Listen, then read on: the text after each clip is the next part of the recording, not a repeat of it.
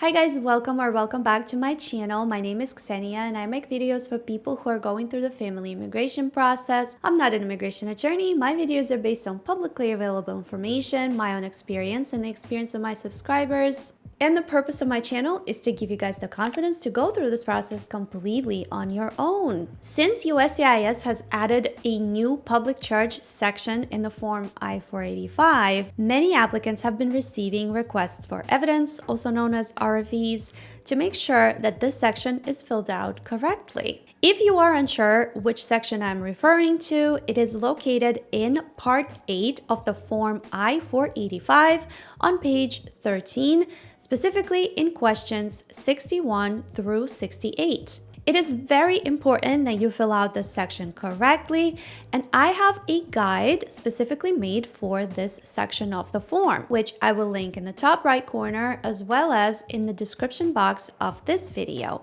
In short, many applicants for adjustment of status, with certain exceptions, must answer yes to the question 61, which asks, are you subject to the public charge rule? Just to clarify, this section does not ask if you are going to become a public charge, but rather if your application category falls under the public charge rule. Every family-based applicant must answer yes to question 61 and also answer all of the remaining questions. I will also link a USCIS resource which clarifies which categories of adjustment of status applicants must answer yes to this question and which ones have to answer no. Now, let's actually talk about the RFE that you have probably received if you provided the wrong answer to this question. I will show a sample of that RFE on the screen. And as you can see in the RFE letter itself, USCIS asks that you refill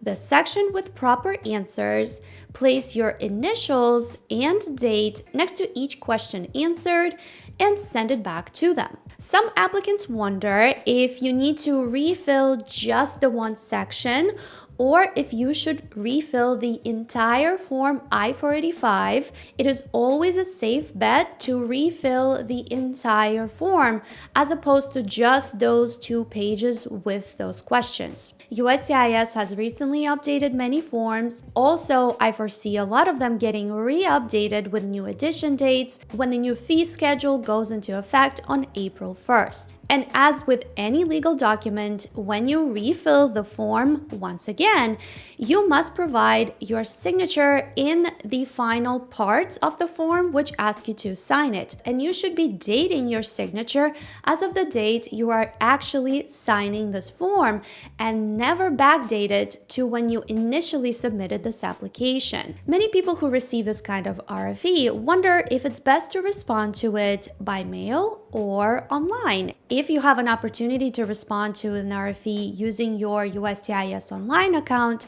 then you can do so. In your USCIS Online account, under the form I-485, you will see a button that will say Respond with Evidence, which you can then use to respond to this kind of RFE. And many people who have been through this process recommend doing both, responding online as well as sending your RFE response by mail with proof of delivery. If you choose to submit your RFE response by mail, also make sure to include a cover letter explaining the changes that you have made in the form. I will try to include somewhat of a sample on the screen that you can pause with your own response, but keep in mind that I'm not an attorney and this is just a sample that I would use with my packet if I was in the same situation. When responding to an RFE by mail, you must always include a copy of the RFE letter with your packet.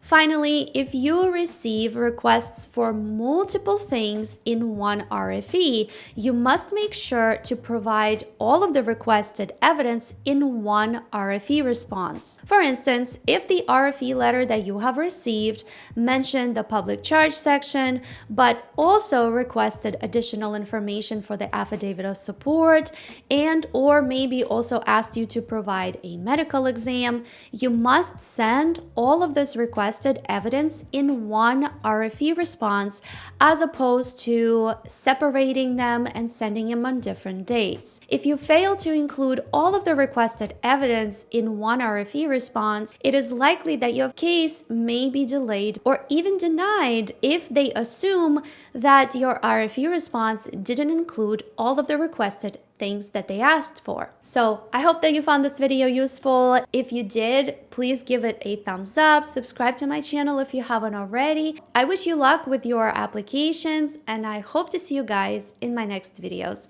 Bye.